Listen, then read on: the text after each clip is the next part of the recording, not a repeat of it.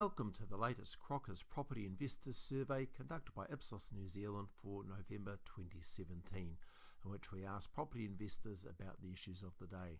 It should be noticed this month that while we have released this information in November, the survey itself was conducted before the actual coalition government had been announced. So of course investors were probably quite rightly having a few things on their mind as the rest of the country, as none of us knew what the government was going to take shape. So it's something to bear in mind with the survey results.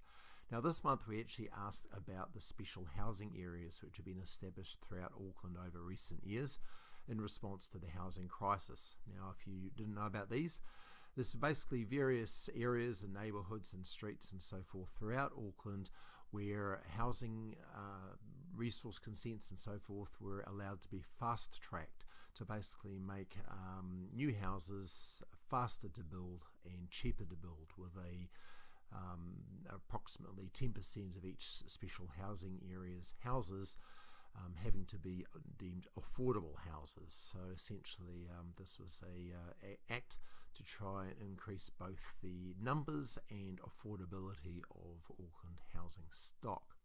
So these areas were dotted right throughout the place.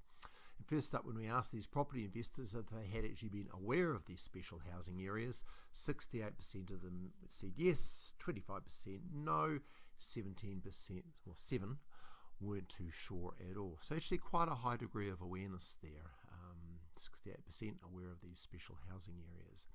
Now, of course, the intent of these special housing areas was to reduce prices and improve availability of affordable housing. Now, in these particular areas, what changes were noticed? And we asked these investors this. 47% had noticed no particular change. 19% seemed to perceive that rent rises or price rises have been slower in these areas, which is obviously what was intended. And another 15% said that the price rises have been smaller in those areas. So you've got about 15 to 19% there thinking either the price rises were smaller and or less frequent, and about 23% they're unsure. So jury's out there, some perceived change, but generally no changes noticed or unsure. So was these special housing areas actually the solution? Well, we asked people what they thought were the causes of these recent increases in Auckland house prices. Well, we see here that the influx of people to Auckland was the big one, 78%. It's a lot of people lay the blame on immigrants, but we have to bear in mind there were a lot of New Zealanders coming back into the country, and as well as that, many New Zealanders coming into Auckland from elsewhere in New Zealand. So definitely that overall influx leading to that imbalance in supply and demand, and therefore increased prices as we saw. Now it's interesting here that not enough housing stock is obviously part of that issue, with more people in Auckland, at 56% citing that one as well. The low borrowing costs, perhaps enabling multiple property ownership, investors and so forth being cited there by 41%. And of course the fact that we all know that rental properties can make for very good investment opportunities, and that the tax situation actually supports these housing investors. These are all reasons cited there.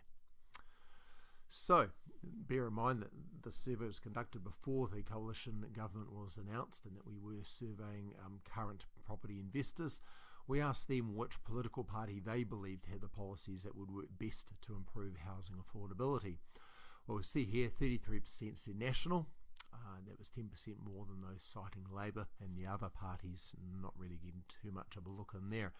So we all know the results now, so we can only assume that 33% were unhappy, 23% believing Labour had the best policy, and I guess we'll see how that pans out over the next 3 years.